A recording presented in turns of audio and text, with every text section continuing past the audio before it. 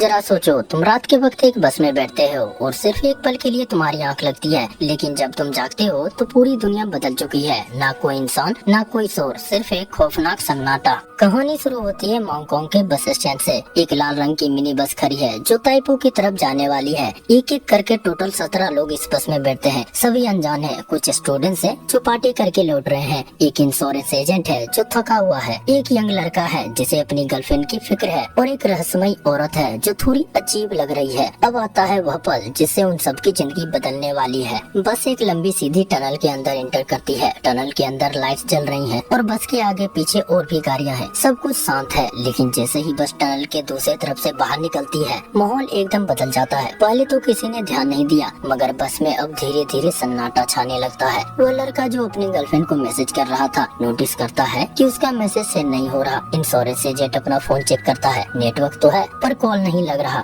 सबसे अजीब बात, बाहर सड़क पर जो ट्रैफिक होना चाहिए था वो गायब है। एक भी गाड़ी नहीं, एक भी टैक्सी नहीं, यहाँ तक कि स्ट्रीट लाइट के नीचे कोई कुत्ता तक नहीं दिख रहा। बस ताइपो पहुँचती है। ड्राइवर हैरान है क्योंकि यह एरिया कभी खाली नहीं होता, पर आज यहाँ सन्नाटा है। ड्राइवर बस रोकता है और सभी चारों तरफ देखते हैं, पर आसपास कोई नहीं। तभी एक आदमी को कुछ याद आता है। उसने एक सेकेंड के लिए अपनी आँख झपकी थी और जब उसके बाद उठा तो सब कुछ गायब था। सड़क पर आगे और पीछे अब कोई भी गाड़ी नहीं थी। तभी ड्राइवर को भी याद आता है कि जब वो गाना बदलने के लिए नीचे झुका और फिर आगे देखा तो कुछ भी नहीं था। और उसी वक्त बाकी पैसेंजर्स ने भी अपनी आंखें बंद की थी। मतलब इसी वक्त कुछ ना कुछ हुआ था, मगर क्या, किसी को पता नहीं। इंश्योरेंस एजेंट बोलता है, शायद हम सब मर चुके हैं। सारे पैसेंजर्स डर जाते हैं। तभी वो अजीब सी औरत बोलती है, हम मरे नहीं हैं, शायद हम किसी और समय में आ गए हैं। क्या हुआ है यह देखने के लिए कुछ लोग हिम्मत करके बस से उतरते हैं। वो देखते हैं कि दुकानें खुली हैं, रेस्टोरेंट में खाना टेबल पर रखा है, पर खाने वाला कोई नहीं है। ऐसा लग रहा है जैसे पूरी दुनिया से लोग एक ही सेकेंड में गायब हो गए हैं। यहाँ लोगों में बेचैनी शुरू होती है। कुछ लोग चिल्लाते हैं कि कोई है, पर सिर्फ अपनी ही आवाज गूंजती है। वो इंटरनेट चेक करते हैं और तब उन्हें सबसे बड़ा झटका लगता है। पूरी दुनिया की न्यूज वेबसाइट रात के 2:08 के बाद अपडेट ही नहीं हुई है। मानो उनके लिए वक्त वहीं रुक गया हो। वह लड़का और एक लड़के साथ में बात करते हुए जा रहे होते हैं। तभी उस लड़के को दूर सड़क पर एक मास्क में पहना आदमी दिखता है। उसे देखकर लड़का डर जाता है, मगर जब वो दोबारा उसे देखता है तो वो मास्क में गायब हो जाता है। ये बताने के लिए जब वो उस लड़की की तरफ देखता है तो उसकी सांसें थम जाती हैं। लड़की का चेहरा नीला पड़ गया है और उसके बाल हवा में उड़ रहे हैं, लेकिन दूसरे ही पल लड़की नॉर्मल हो जाती है। जिन 4 स्टूडेंट्स को रास्ते में उतारा जाता है उसमें से एक को उल्टी होने लगती है और उसकी तबीयत बहुत बुरी तरह से बिगड़ने लगती है और उसका शरीर अजीब तरह से कांपने लगता है। उसके तीनों दोस्त जब उसे देखने जाते हैं तो उस लड़के के शरीर से धुआं निकलने लगता है और उसके शरीर का सारा मांस गल जाता है। यह देखकर तीनों लड़के अपनी अपनी जान बचाने के लिए भागते हैं। भागते भागते उसे वही लड़का मिलता है जिसने मास्क वाले आदमी को देखा था। वो तीनों उससे मदद मांगने के लिए जब उसके तरफ भागकर जा रहे होते हैं तो रास्ते में लाल टी शर्ट वाले एक लड़के का शरीर राख में बदल जाता है और उसके साथी का भी। आखिरी लड़के का चेहरा फूलकर ब्लास्ट हो जाता है। इसी बीच सबके फोन से एक साथ बजने लगते हैं। एक अनजाने नंबर से कॉल आता है। जब वो कॉल उठाते हैं तो दूसरी तरफ से कोई इंसान नहीं बोल रहा, बल्कि एक अजीब सी मशीन जैसी आवाज आ रही है जो बीप बीप करके कुछ कोड बोल रही है। वो अजीब सी बीप बीप वाली आवाज दरअसल एक मोर्स कोड है। बस में बैठा एक चश्मे वाला लड़का जो टेक्नीशियन है उस आवाज को डिकोड करने की कोशिश करता है। जब वो कोड को लैपटॉप पे एनालाइज करता है तो उन्हें एक मैसेज मिलता है, पर वो मैसेज उन्हें और भी डरा देता है। वो मैसेज किसी राहत या मदद का नहीं था, बल्कि एक चेतावनी जैसी लग रही थी। अब तक सबको लग रहा था कि शायद ये कोई मजाक है, पर मौत का नंगा शुरू होता है। उनमें से एक लड़का जो काफी एनर्जेटिक था और सबको हिम्मत दे रहा था, अचानक उसके शरीर में आग लग जाती है। लोग उसके तरफ भागते हैं, पर देखते ही देखते उसका शरीर पूरी तरह से जल के राख में बदल जाता है। यह देख के सभी लोग इतना डर जाते हैं कि वो वहाँ से भागते हैं। जब वो वहाँ से भागकर बाहर आते हैं तो वही मिस्टीरियस आदमी उनको घूर रहा होता है। उन्हें लगता है कि वही इन सब का जिम्मेदार है। वो उसका पीछा करते हैं। पीछा करते वक्त एक आदमी को एक लड़की की लाश मिलती है जिसका बहुत बुरी तरह से रेप किया गया था। वो लड़का और एक आदमी मिलकर उस मास्क वाले आदमी को पकड़ लेते हैं, पर जब उसका मास्क हटाते हैं तो वो कोई एलियन या मोस्टा नहीं,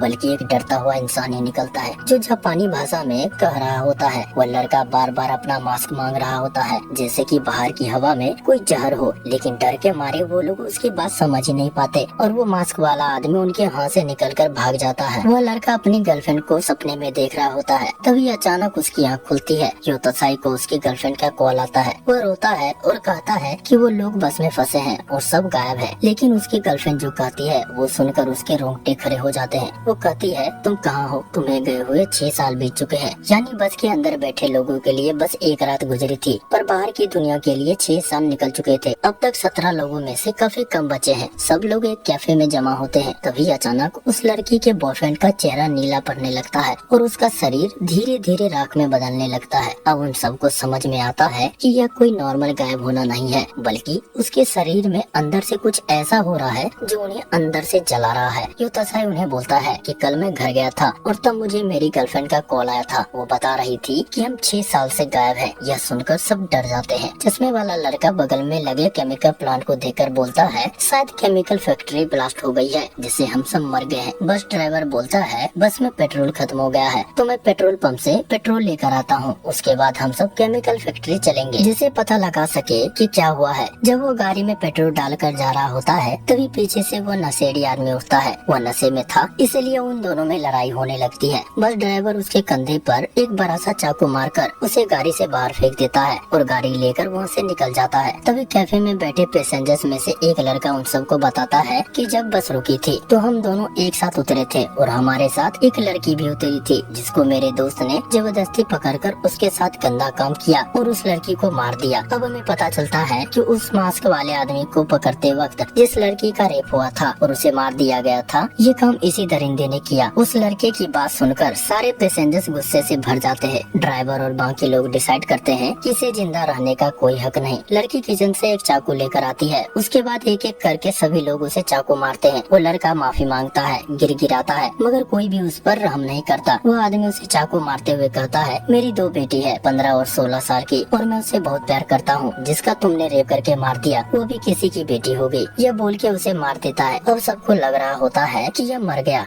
लाश को ठिकाने लगाने के लिए 2 लोग जाते हैं। अलमारी में रखते वक्त अचानक से उसकी आँख खुलती है और वो उठ खड़ा होता है। वह हथियार उठा लेता है, मगर वो चश्मे वाला आदमी उसे अपनी बातों में फंसा लेता है और उसे बोलता है कि तुम पहले अपने दोस्त को मारो जिसने तुम्हारा राज खोला। उसे मारने के लिए जैसे ही वो आगे बढ़ता है, चश्मे वाला लड़का उसे पीछे से जोर का मारता है और उसे पीट पीट कर मार देता है। उसके बाद सभी अपने अपने जरूरत का सामान लेकर उसी केमिकल फैक्ट्री की तरफ निकलते हैं। तभी उन्हें बाहर बहुत सारी गाड़ियाँ और लोग दिखते हैं जिन्होंने वही गैस मास्क पहना हुआ है। ये पूरी की पूरी एक आर्मी लग रही है। ये लोग उन्हें पकड़ने के लिए आगे बढ़ते हैं। वो सब भागकर वापस अपनी उसी पुरानी मिनी बस में बैठते हैं। बस अब उनका एकमात्र सहारा है। बस ड्राइवर जो थोड़ा जख्मी है बस को पूरी रफ्तार से भगाने लगता है। उनका पीछा वो मिस्टीरियस मास्क मैन कर रहे हैं। सूनी राहों पर बस की रफ्तार और पीछे से आती उन गाड़ियों का डर मानो कोई वीडियो गेम चल रहा हो, लेकिन ये कोई खेल नहीं था। उनकी बस को टक्कर मारा जा रहा था। इस भागदौड़ में बस की हालत बहुत खराब हो जाती है। तभी अचानक आसमान से लाल रंग की बारिश होने लगती है, मानो खून बरस रहा हो। ये बारिश नॉर्मल नहीं है, क्योंकि जो भी इस बारिश में जाता है उसकी स्किन जलने लगती है। तभी वो नशेड़ी आदमी बस के आगे आकर बस रोकता है, क्योंकि अब उसका नशा उतर चुका है और उसके गर्दन में अभी भी वह चाकू फंसा हुआ है। नशेड़ी बस में चढ़ता है। ड्राइवर उसे कहता है कि इसे निकाल देते हैं, पर नशेड़ी मना कर देता है। वो कहता है जब तक ये चाकू अंदर है खून रुका हुआ है, अगर इसे निकाला तो मैं मर जाऊंगा। वो नशेड़ी यो तसाई जो बस चला रहा था उससे पूछता है कि तुम सब कहाँ जा रहे हो। पहले वाला बस ड्राइवर बोलता है कि हम माउंटेन पर जा रहे हैं जहाँ केमिकल फैक्ट्री है। नशेड़ी बोलता है कि हमें माउंटेन पर नहीं बल्कि उसी टनल से वापस जाना चाहिए जहाँ से हम आए थे। रास्ते में उन्हें वही लड़का दिखता है जिसे उन्होंने थोड़ी देर पहले बस से उतार दिया था। वो बारिश में भीग रहा था और दर्द में था। पहले लोग उसे छोड़कर जा रहे थे,